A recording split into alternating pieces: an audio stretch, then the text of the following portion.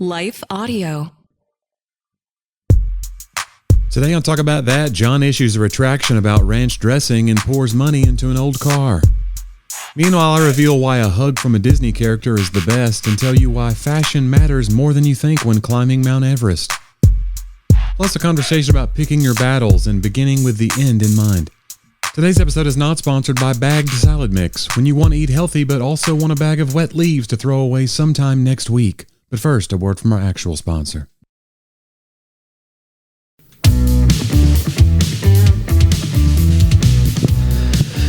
Johnny, it's summertime in the city. Let's talk about that. Back of my neck, getting dirty and gritty. Come on. It's a nice word picture. Who sang that? We could find out, but just sit here and not know. That's a lot of what this podcast is, guys. It's us. You know, we were talking at lunch today about how we allow the phone to be the thing that if we have nothing else to do, we can be distracted by it. Right. And we convince ourselves we need to be. But see, on this podcast, no. We're going to sit right here and not know who's saying that. And we're just going to be okay with it. Hey, can you have those glasses right there? What does that do? What am I? I'm just getting them out of the shot for all of our viewers. Nobody cares what's in the shot. Yeah, Most people are listening at home. John, if you wanted to watch the show in its entirety, how would you do so? You can find those YouTube links at talkaboutthatpodcast.com. Wonderful. Also, all the archived audio episodes are there to link to as well if you want to subscribe on your wherever you get your fine podcasts, which I'm assuming you found that because you're listening now. It's kind of like why I never preach on church attendance. Yeah. Because everyone needs to hear it is not there. You know, when I came up in comedy, there was a guy that I started with who took me on tour for the first time, which was Tim Hawkins. I've talked about him on the show before. And, but the thing that I learned the most from him and some other comics was that, like, it's almost weird to say your credits as an intro if a room of people has already bought tickets to see you. Yeah. Like, who are you doing that for? Like, he never said it in those words. Yeah. But Tim was such a grassroots guy anyway. He was very he built his whole following on YouTube and videos being shared, one homeschool family to another, really. Yeah. I mean, that's how it really grew. And so he didn't have TV credits.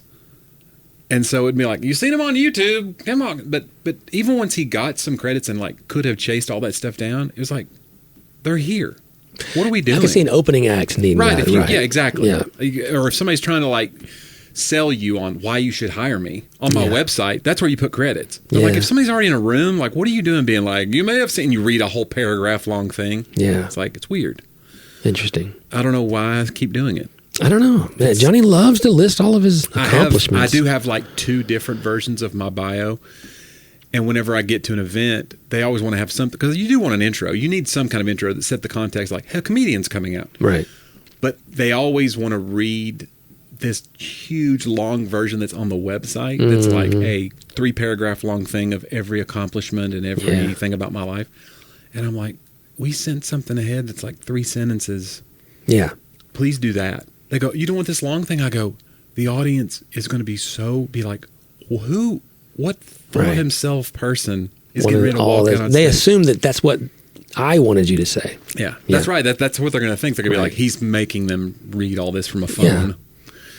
But, But yeah, credits are a weird thing, because it's now, this stage of my career, it's not that I'm chasing those things, but I do see there is something to you want to have something that legitimizes you to some people because they need it, not because you need it. You know what I mean? I'm not trying to get the Tonight Show because I need it, or I'm not even a real comedian. What are you even doing if you're not doing the Tonight Show? I don't need it, but I know that there are people who want to book me, and they're looking and they want to know, has he done the Tonight Show? Right. And it's even if I'm okay with not having done the Tonight Show, there are people who it's not okay with them. I am one of those people. And John's one of those people. And it's awkward. This is the last episode of the podcast. Yeah, yet again. Until our buddy John Christ did the Tonight Show Monday. Yeah. And that was pretty cool.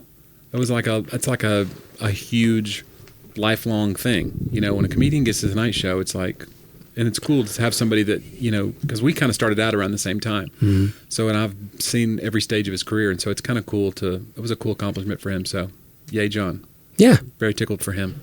And he had good set, and they had the whole thing where Jimmy's in shadow behind the comedian laughing and bowing, and you're just like, what a cool... Yeah. Like, that's one of those, like, what's better than that, dude? Yeah. Get Jimmy Fallon. Well, you met Jimmy Fallon. I have met Jimmy Fallon, and he complimented me. Yeah, because y'all did a show together. Did a show. He popped in on one of Nate's shows, and the worst part, I was sick. That was a weekend I was very sick, and I was trying to like doing the whole like, no, I'm good. My voice is like Darth Vader. But then I thought Jimmy was going to bail, and he didn't. He stayed, and he watched my set. Wow. And then we did a curtain call at the end, and he was there, and I thought, oh, he's still here. And he ran from the back of behind the soundboard, and he goes, dude, you were so hilarious. And I was like, there's no way he really watched me. He's just saying this. You're like, could you say it again with this camera? Yeah, right. exactly. Yeah. Speaking of my lapel. But he did. He followed me on Instagram after that, and I was like, are we BFFs right now? Yeah. And we are. Yeah. And guys, we're so happy to welcome right now on the show. Ladies and gentlemen, Jimmy Fallon. No, we've never interacted since then, but he does follow me. Well, the restraining order He did it. I figured he would follow me and then unfollow me. Charlie, that's a weird thing. Because some people do that. They follow you, you follow them, they unfollow you. I feel like there's social media people that do that. I feel like you have some sort of pathology to be worried about that. I'm not worried. I'm just saying I expected it. You expected bad things. Let's unpack that. Not necessarily bad. I just expect a surface level relationship to not go deeper than it should, because I don't expect Jimmy Fallon to be like, he needs a friend. Maybe he does, though. Maybe he does. See, well, you assume that about the Hollywood types. You're right. I mean, don't you need a friend? I'm a Hollywood type, so I don't know. I don't know what I am. I don't know what type I am. I can tell you what type I am. What? I'm the type of guy that likes to roam around, that has dropped so much money into my daughter's car that I'm completely upside down in a way. This feels like a segue that you're shoehorning into the conversation. I think like you just wanted to talk about your financial destitution. I think, guys, I need you to become a patron. If there's how would you do that? You're going to talk about that podcast.com. Like I had this 2003 Lexus GX 470, which is the old Land Cruiser. Lost me at Lexus. Yeah, well, it's an old Land Cruiser. Yeah. It's like the best engine. Why don't you give so that John's daughter can have her Lexus? It's one of the best engines ever made. It goes a million miles. Like you ignore the odometer. It's a used old Lexus. And the engine's amazing, but I've had to replace every other part. Yeah. Every part of the suspension. So get this. What are you going to do if the engine starts going now? It's going to be like, you sold me on this engine. I'm calling up the guy I bought it from and it's going off. Well, we've had it for a year. Yeah. And how much have you put in it? I noticed. I'm not giving the number. Do you want to ballpark it? Not giving the number, but it's more than I paid for it. Oof. Like significantly more. That's a big oof. And so that's okay. I knew I had stuff to do to it. Okay. I put new tires on it a year ago. I had tires rotated a couple weeks ago, and I realized it was moving. So I took it in. They go, these tires are ruined. I was like, we've had these tires a year. I hate that. You know what he said? I'd have it aligned, but you know what the guy said? He goes, do you know how many miles you put on this thing? And I hadn't really thought about it since I bought the tires. 32,000 miles in the year. Well, then that's not that on bad. a 40,000 mile tire. Yeah, so that's how much volleyball awful. Travel. My daughter going to school. They probably would last longer, but 32,000 is a lot in that car. Yeah. I'm about to drive it to Orlando. Don't do that. And then from Orlando, they're flying to Orlando. I know, and we flew to a tournament a few weeks ago, but we have to drive because she has to go to church camp after this. Those flights to Orlando in the summer. Yeah, there's a lot of little kids. Oh yeah, there's a lot of to see Mickey. Well, I'm not one of those guys that doesn't have kids and hates kids on planes. Like it's fun. You just hate Disney World. The flight coming back from Disney is the one. Well, yeah, because they're all sad. They're exhausted. Yeah. You've yanked them out of the arms of Snow White. Yep. To get on a plane. Yeah. The magic's over, kids. Yeah.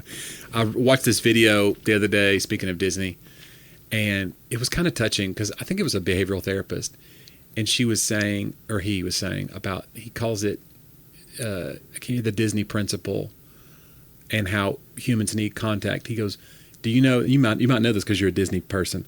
I wasn't, so I didn't know this, but the Disney characters in the park are instructed that when you hug a kid and a kid hugs you, that you're not to release until the kid releases.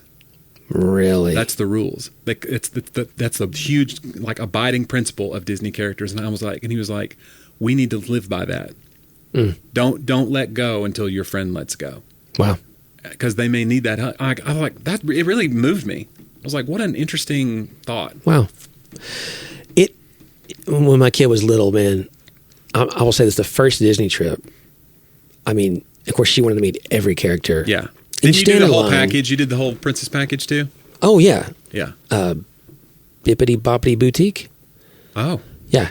Okay. Like you go in and they do your hair and stuff? Oh yeah, it's like a salon. Oh wow. And that one, they were doing construction, so they moved it from the Magic Kingdom over to Disney Springs. So we had to take a cab, I think. And that was a day. And then you don't think about, we had some other thing to meet another princess back at Are you sure you were at Disney? You're like, we got to put you in a cab. Everything's fine. You're like, this doesn't feel... Wait a second. And then we realized when she's all dressed up and stuff, then we had to walk across half a park, and like the little jelly shoes weren't good for that. And I mean, right. she run out. She lost one, and the guy chased her down, and he loses her. And then, that would be great, wouldn't it? Yeah. And so then I turned into a pumpkin. But yeah, but it was it really was like seeing her wonder. And you start relaxing too, because it's fun for all of us, right? You know, especially Epcot. You get to eat around the whole world. You know, come on now. It's all about the food for me in general. Maybe more than it should be, but what's the old joke? My husband's so fat when he sits around the house, he sits around the house. You ate around the world. I did. John eats around the world. Because if you go during like the Food and Wine Festival, there's like all these little carts of all kinds of things all around Epcot in every country. Sure. You've been to Epcot? No. What are you even doing with your life? I don't know. Have you been to Disney World? I've been to one of the parks. I went to Hollywood Studios. That's it. You've never been to Magic Kingdom? No. Johnny, what the heck? I know. Dude. I just didn't grow up a Disney person. Well, I didn't either. I went in 6th grade school, but I wonder if it's my mom, like, because you know a lot of those movies had magic in them, and she was big into like no sorcery, no magic, no hugging, no learning. No, wait a second. That was Seinfeld. Yeah. Yeah, but I mean, I don't know. So there was a lot of like, but I just didn't. I think I was more of a Looney Tunes guy. We've talked about that. I like Looney Tunes too. Okay. We're going to go to Disney. Yeah. So are you going this week? No. Oh, okay. Me and you. Oh, me and you? Yeah. Like Disney adults? Yeah. Disney's fun. John, people will talk. It's not just me and you necessarily, okay. All right. But I think maybe there's a road trip coming up. I'm going to a water park. My birthday is Sunday. And my twin brother, I reached out to him. I was like, hey, what do you want to do? He goes, because a lot of times I'm on the road. He's like, we got to get together. He goes, what do you want to do? I go, I'll do whatever you want. Because I'm home this year. Yeah. He goes, well, I'm taking Nettie, his daughter, my niece who's 8. We're going to Soaky Mountain, which is a water park in Pigeon Forge. I mean, it's so aptly named. Soaky Mountain, perfect. Yeah. I go, awesome. I go, I'll meet you there. I go, let's go. He goes, are you kidding? I go, yeah, it's great. And then I go, Curry hates water parks. She's like, I don't want to. I go, you got to go. I go, A, Nettie needs you there. What if she has to go to the bathroom, whatever? I said, B, it's just 2 dudes with this little girl at a park. People are gonna talk. Yeah, people are gonna talk, and they should. But we're twins. We'll just have to shout out to everybody to see it's fun. You can wear the T-shirts. I could. Yeah, I'm with stupid arrows. Yeah, John. Speaking of, I don't know what that was. It's not a terrible segue. No, but it is time, John, to take a minute and hear from a few of our fine sponsors.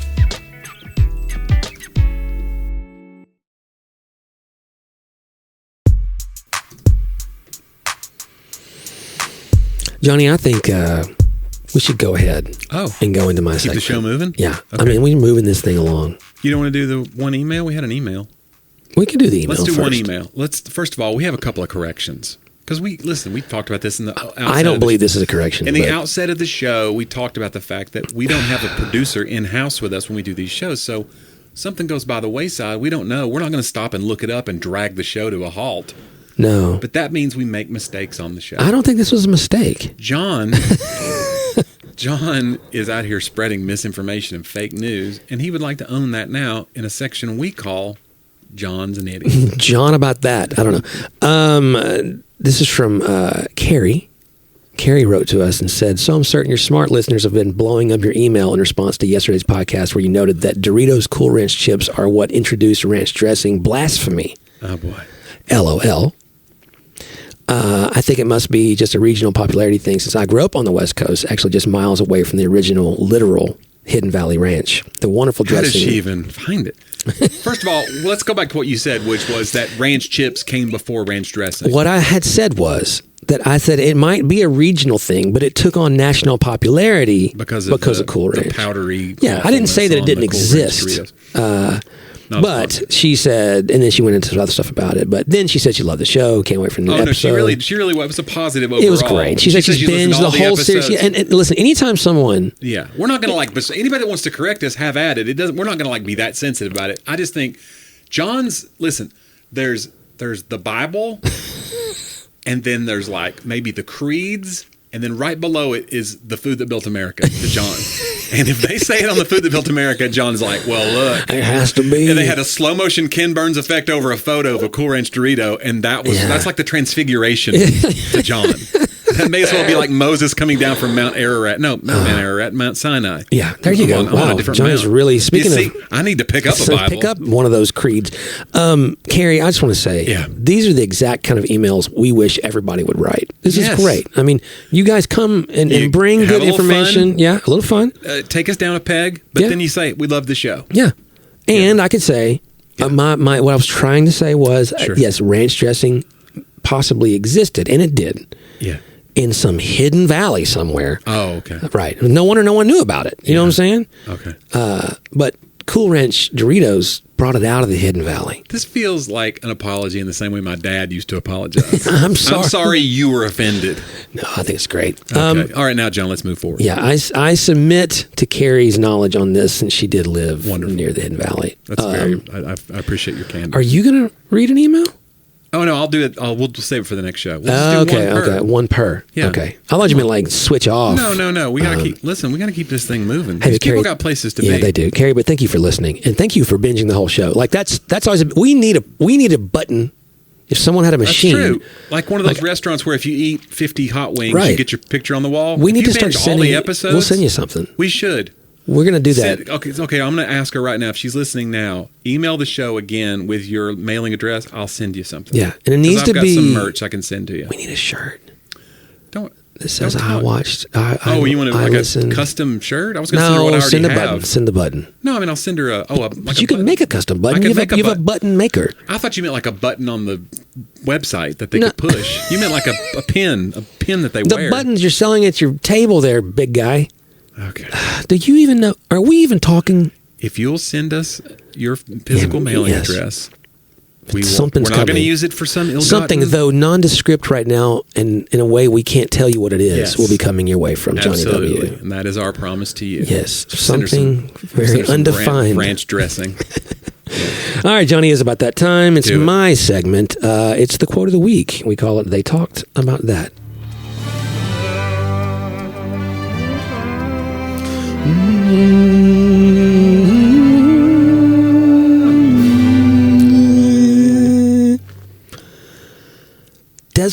The desert fox. Do you remember who the desert fox was? I've heard of this. Yeah.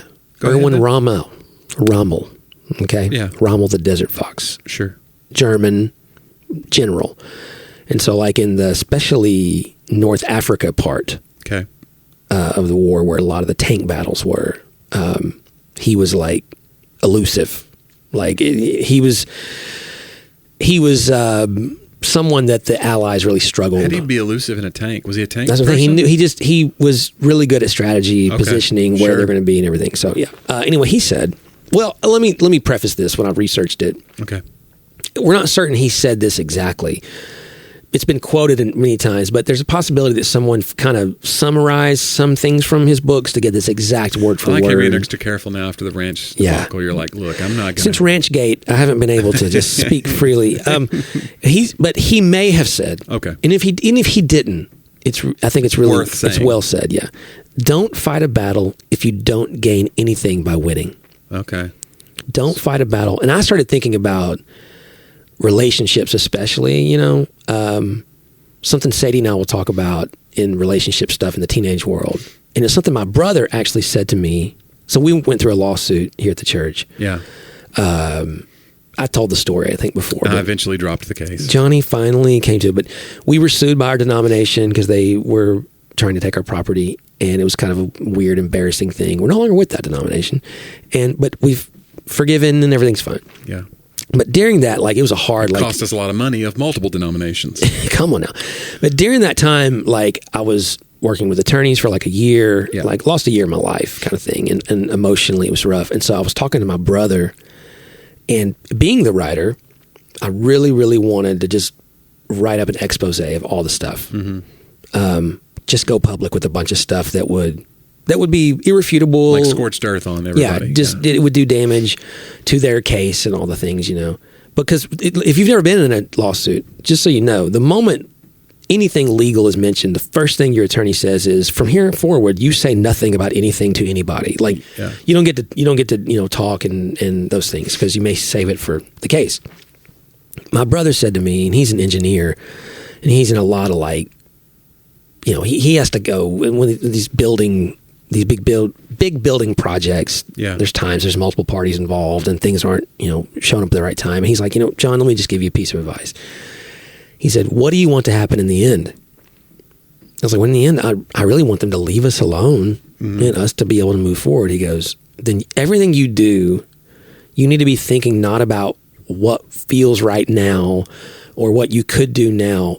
You need to think, is that thing I want to do, does it help the thing I want in the end to come faster? Right. And if it doesn't, then don't do it. You got to always be thinking about what you want in the end. And I use that with Sadie all the time. Like, okay, in this like, relationship spat or whatever, friends or, what do you really want to happen in the end? And if that's the case, would the thing you're contemplating doing actually help you get there? And I think it's a very, it fits right in the quote. Like, don't go fighting a battle if it doesn't gain anything by winning. I think in American history, our worst wars are the ones where you could not define victory. Yeah. Right? You take something. Right. You just get to a point where you just kind of you take your bags and go home. Well, yeah. You go, people die for taking this part in Vietnam of, the landscape, and then a year later they just give it back up, and then someone comes and tries, they have to come back a year later and take it again. So I don't know. I think I want to be the guy that doesn't fight battles if there's nothing worth winning, and being willing. Of course, everyone says choose your battles, right? Right.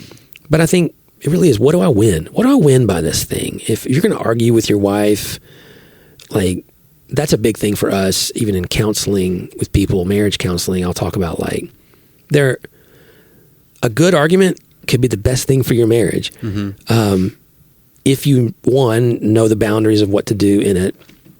I hate to be a rule guy, but hey, you don't use the D word, divorce. Like, you don't threaten that. You don't put that into the stratosphere. You don't leave the house. You can leave the room. It's the therapist always say, don't say always and don't say never. Yeah, anytime you're saying always and that you always do this and never do this, like, those absolute statements.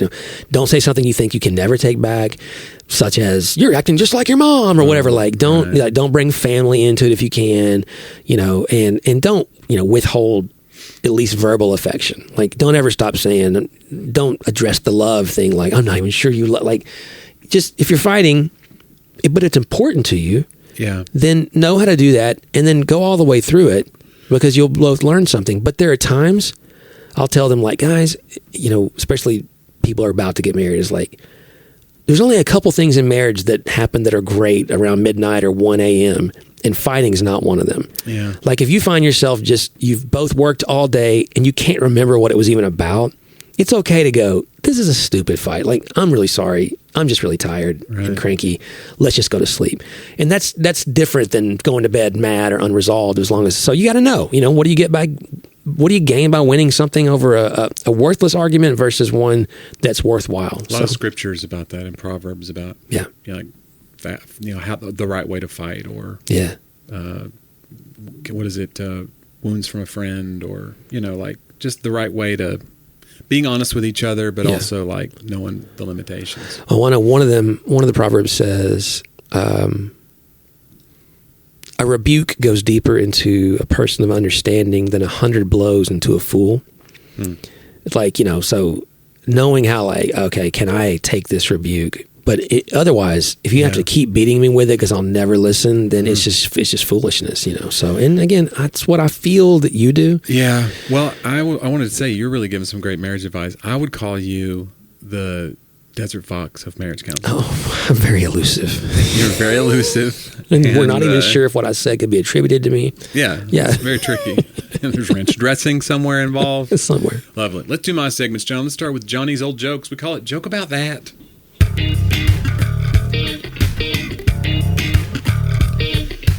We had some teacher jokes last week. This is an old teacher joke. If there are any idiots in the room, will they please stand up?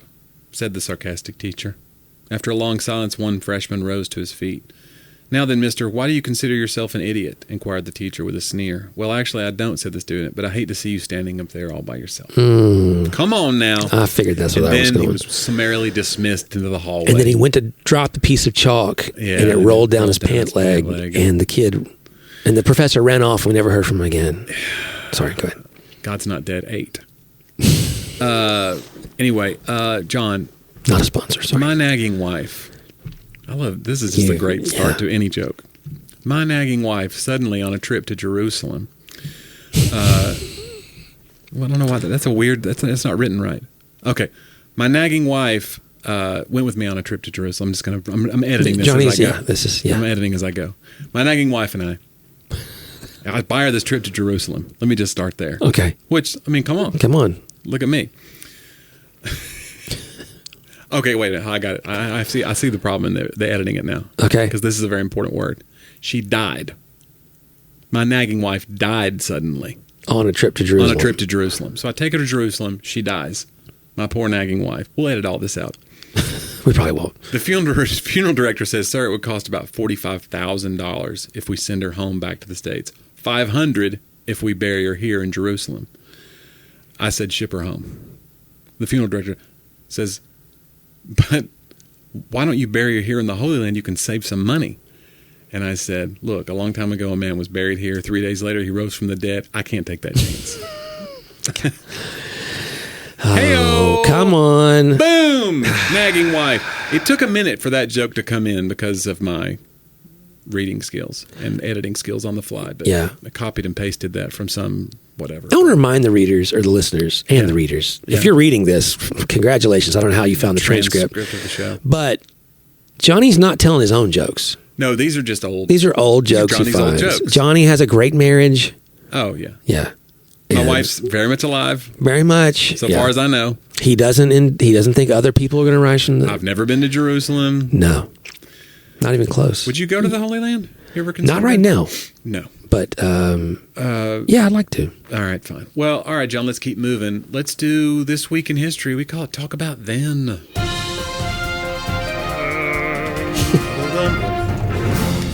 John, we're starting doing did not know about this story. This week, 1939, pinhibition. Do you know what pinhibition is referring to? Pinhibition. 1939. Spell it. It was in Atlanta, Georgia. No, how do you... PIN, P-I-N. P-I-N. Okay, no. Atlanta, Georgia became the first major U.S. city, I guess of more than one, because it says first, to ban pinball, stating that pinball led to gambling, moral decay, and crime. The law imposed a fine of $20 and 30 days of public work. Wow. Similar laws soon followed in other cities in what became known as pinhibition. Wow.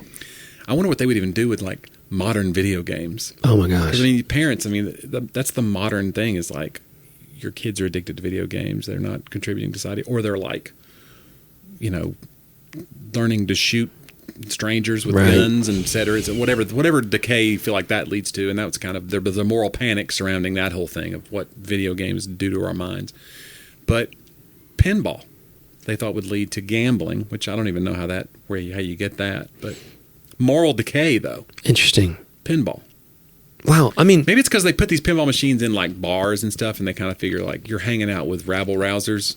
I wonder if it has to do with the addictive nature of those kinds of games. Someone stands there for so long. Yeah, I guess you're right. And they think maybe it leads them. But I mean, you don't to deeper addiction. Old pinball games. Did you win anything? Like, no, I don't think so. Just put your nickel in and you go. And I like pinball. It wasn't even a quarter back then, probably. Yeah, probably a penny. When I got into gambling, it wasn't had a result of pinball, right? No. Yeah, your moral decay is. Yeah, it was. I can't remember what caused it's a whole it, other thing. But you're well on your way. Oh, you're deep into it. Yes. One of the best, really, that I've ever seen. John. You're Johnny. My wife died suddenly on a trip to. Jeez, I gotta learn to read. John, born this week in 1886, George Lee Mallory. Do you know who that is? Sounds familiar, but he's a British mountain climber. Never mind. He was one of the first people to try to do Mount Everest, climb Mount Everest, and they said when he asked why he wanted to climb it, he said because it's there. Yeah, that's why I eat. So why would you eat an entire plate of cheese sticks? Yeah. So we have different goals, is what I guess I'm saying. But I thought he was interesting, and the reason he made the list is he and Andrew Sandy Irvine disappeared while climbing the northeast ridge of Everest during their attempt to make the first ascent of Everest. They were last seen about 800 vertical feet from the summit. If claims they had reached the top are true, then they beat Sir Edmund Hillary by 29 years.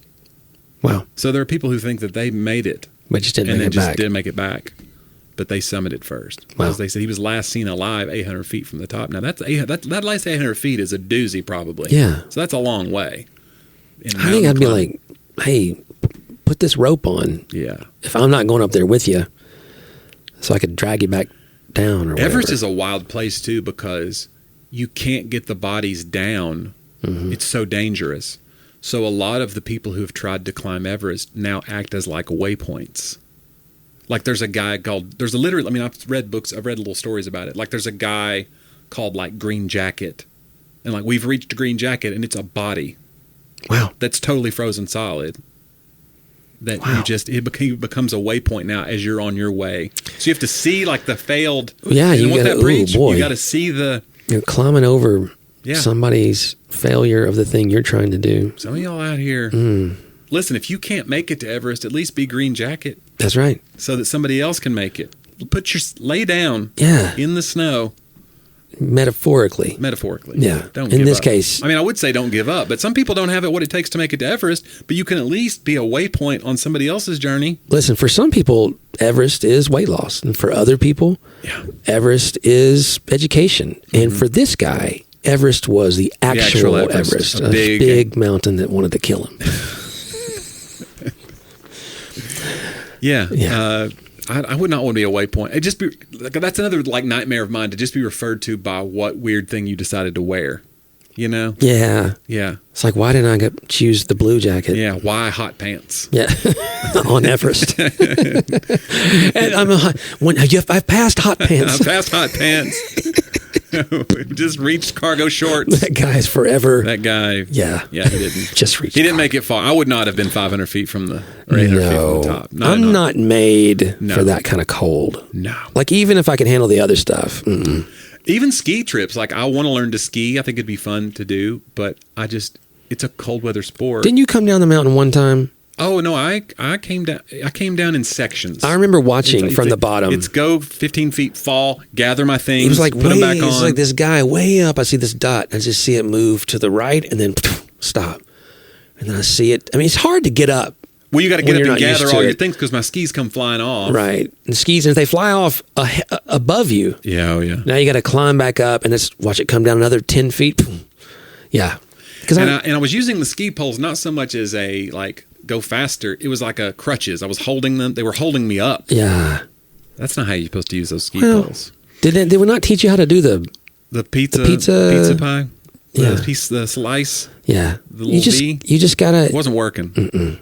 And that was bunny hill time. That was not like I was on some big hill. It was not great. I like skiing. I miss skiing. But I want to learn. But all that stuff, and your face is cold and hurts, and that's why you wear the mask. I want to go just for the lodge and the hot cocoa and your friends. Yeah. Can I just wait in there for everybody to get done? Can I say, I have a lot of good memories of youth ministry. Yeah. But one of my favorite memories is my brother-in-law, who's a youth pastor, would bring me in as the guest speaker at his ski retreat. That's how your bread's buttered right there, is these speakers bringing in each other. Hey, you write the foreword on my book. I'll write the foreword on your book. And so I would go free ski. I had no kids to look out after. I would do the services. My wife would usually go.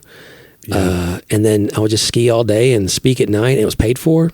And it was always during basketball season. I remember I would always go in one of the days, Tennessee would be playing at noon. and I'd go into the hotel bar, and there'd be nobody there, just a big TV. Pinball machine. And a pinball machine. And I would just sit there and watch Tennessee Gamble basketball. on the Vols, play pinball. That's what you're going to do. And then speak at night about the Lord. Right. It's... double life. It's fine. John, this I didn't say I got anything in the bar. I just said that's where the TV was. You didn't Johnny. have to say it, John. Everyone knows about you. John, this week, 1975, Jaws premiered. Yeah, I'm seeing a lot of posts about this and articles and stuff. It's a movie that terrified us of the deep. It was released this week, 1975. Reduced beach attendance in 1975 was attributed to this movie. Wow. It was so scary that people were like, we're not going to Florida. Well, I read it's one of the first mainstream movies that that went this big, that had so much like jump scare. Right. Right. So much you're just staring at the water and you just don't know when death's about to appear. Well, let me keep reading. Okay. Because it kind of talks about that. Jaws also established the tradition of the summer blockbuster action movie and changed the way movies were marketed. Previously, movies were released only to several markets and then slowly released across the country as support for the movie grew. Because you still see that very small increments. Like sometimes you'll see a movie like it'll be in major cities, then wide. They call it wide release. Yeah. But Jaws was like one of the first ones. Was like we're going to do it. Yeah. 800 screens or how many ever screens, and. So Jaws changed that whole system by opening in hundreds of theaters backed by massive TV advertising. A desire for a quick return in profits led other movies to soon follow suit. It was originally intended to have more shark scenes, but the mechanical shark kept malfunctioning. Wow. So this is kind of like necessity being the mother of invention. Yeah. He had to kind of think of a solution. So director Steven Spielberg, maybe you heard of him, chose to simplify by suggesting the shark's presence while playing ominous music. So the whole thing you think about with Jaws is like that tension building. Yep. And you don't really see a lot of the deaths. You see like blood in the water. You see but that was because the mechanical shark that they wanted to do a lot more scenes with kept malfunctioning. So he had to be more creative. And that creativity caused he built more dread. He built more tension than because it would have just been more gory, I guess. And more like a traditional horror film. You know, it's not Jaws 1 that I remember in my childhood. It's Jaws 3. 3D. Jaws 3 in 3D. Yeah. And I don't know if I watched it in 3D. It was a really bad movie. I remember watching it at home. It's terrible. Because they're in a water park. Yeah. Right? And How I remember the shark get in the water park? In the very end. Wait a minute. Why was the shark in the water park? I don't know. Can't remember. Was it attached to the beach or something? Remember they were yeah, I think so. And remember they had this underwater it was a what do I call it? It's like a control room or a lab or something. Yeah. Where they'd watch and they're helping because there's a dolphin that's a good guy in that one or whatever. I think that they're helping. Okay. And I don't remember this. And I remember who was the guy in Iron Eagle, the older guy. Oh, Louis Gossett Jr. So he was in this movie as like the head scientist or they're not scientists. They're probably somebody's already emailing us to correct I'm sorry, us on guys. This is probably wrong. But I remember. Do you remember this movie? No, I remember that Michael Caine in Jaws 3?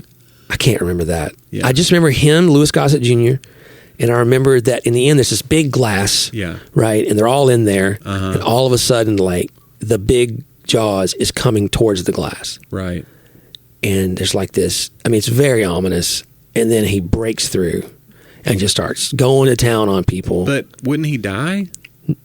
Wouldn't the lack of water, all the water runs out of the tank and then... No, it's like the lab is underwater. Oh, I see. So he just... Yeah. It's like it floods it, and he comes in and starts eating people. Yeah. And he eats Louis Gossett Jr. Right. But he was holding like a grenade in his hand. Okay. And someone takes the pole, pulls the pin, and it blows up Jaws. And it's like this...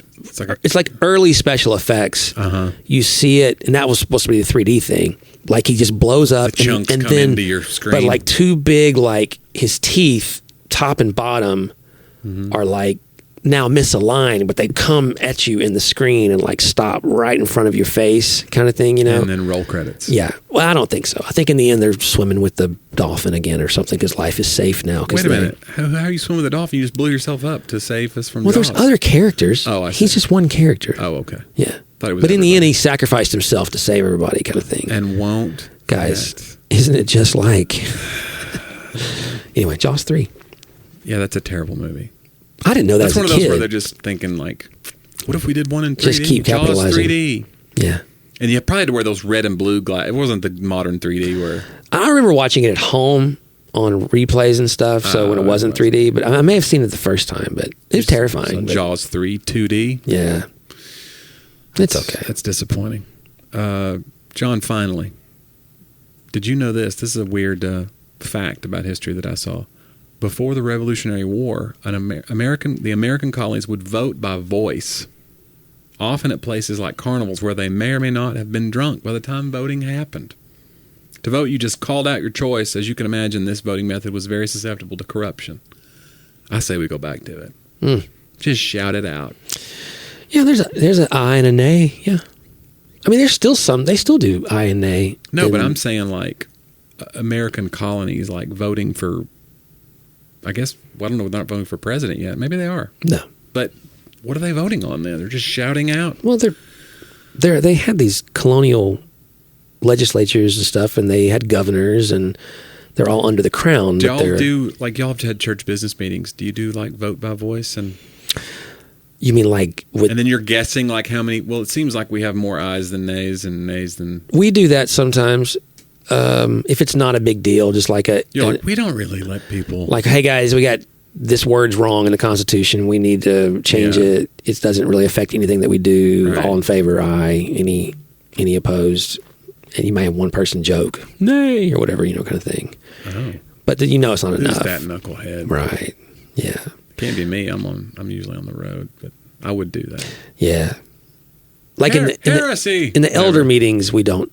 I would say it's rarely a vote. Like, we don't vote on many things here. Like, it's kind of like, how do we feel about this? What's that all about? Let's talk about that. Because, well, I'll give you another episode. It's a benevolent dictatorship.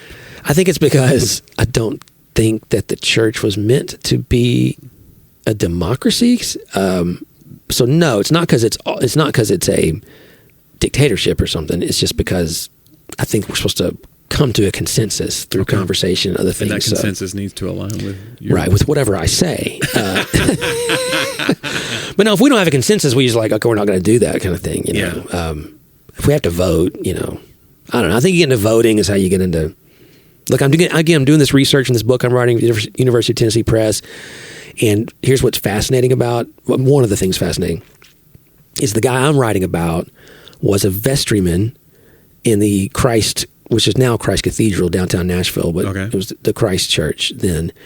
And his fellow, he was also a junior warden and one of the senior wardens, and then one of the secretaries of their whole, I don't know if they call it a board or whatever, are these two other guys that when the war breaks out, they're all three actually unionists from the North, but they're all sitting on these boards together. All three of them have sons that go and fight in the Confederacy. I believe all three, two of their sons die. And one of the sons confronts during the occupation, the federal occupation of Nashville, confronts William Driver, the guy I'm writing about, as he's trying to cross the bridge to go to Edgefield, which is now East Nashville. And so these guys all went to church together. Yeah. And my guy resigned his whole membership because the pastor discontinued prayers for President Abraham Lincoln before the war ever broke out. So the politics is reaching into the church. Wow. And imagine just 5 years earlier, you're all just I'm reading all these minutes from this. They have these archives at this church. I'm reading all these minutes, and they're just normal church business meetings, just like I'm in all the time. And to think 5 years later, your son is fighting against. Right. I mean, it's crazy. It's just a crazy idea. So I think, what if that happens to our elders now? Mm-hmm. What if Hubert Gomez and me somehow become mortal enemies in some dystopian future universe? I don't think we're that far off. He's been talking. He's been building a militia. He's pretty upset. People back then were they liked their militias. And I don't, I'm not a big fan of militias? Well, in the way that we talk about them today. But read your history. Militias don't always go well. No. So, yeah. I like a good posse. You think so? I don't know. Just a good... Just feels... Yeah. Like in an Arsenio hallway. Oh, okay. Just some dudes that hang out. Yeah. No guns. Did you see the clip on the other day that said... Sorry. It said... I can't tell you what they were singing, but DC Talk used to have a little song that was like a 2-line song. Yeah. That used racial. Yeah. It uses like racial stereotypes to bring it down because they're 2 white guys and a black guy, and it is our Arsenio Hall show. And it says, I remember this episode. It said that I was watching as a kid, and the caption was, that time in 1993 when DC Talk ended racism on the Arsenio Hall show. Such a funny thing. Yeah, so. Some things age poorly. It's like a deep. Some age more poorly than others. Yeah. But I was thinking, watching Arsenio Hall, like, I want to know what was going through his mind. Well, I mean, he knew that it was happening. Maybe, I don't know. I mean, it wasn't that. Again, it was more of a colorblind moment in history, and they were trying to do something good with their message because no one was even talking about that issue in Christian music. Yeah, they were approaching it, the best they could. So, I'm not saying it was wrong. I'm just saying it was just a different time. But. Arsenio with the square. Yeah, that hairdo, man. It was something. See, that aged poorly too. Yeah, I love him in Coming to America. So good. I mean, he's so good. That's such a great. It's interesting that he didn't act a lot more because he's actually pretty good in that. Yeah, he was funny. What are we doing, Arsenio? Get back out there. Come on, man, buddy. Come on the show. We'll launch from here. We would like to announce our special guest next week. Right after Jimmy Fallon. I don't know if we're going to have many more guests. We've had some bad luck. The guest doesn't always. I don't know. I think that the strength of our podcast is our friendship. You know what I'm saying? Or weakness. So, for better or for worse, this is what it is. When you guys are going to follow me and Johnny walking through Disneyland, Disney World. Or land. You want to go to California with me? I've been to California with you. That's true. And it was just okay. You know what I'm saying? It was an okay trip. Pasadena. You worked hard that trip. Yeah, that was a stressful time. Yeah.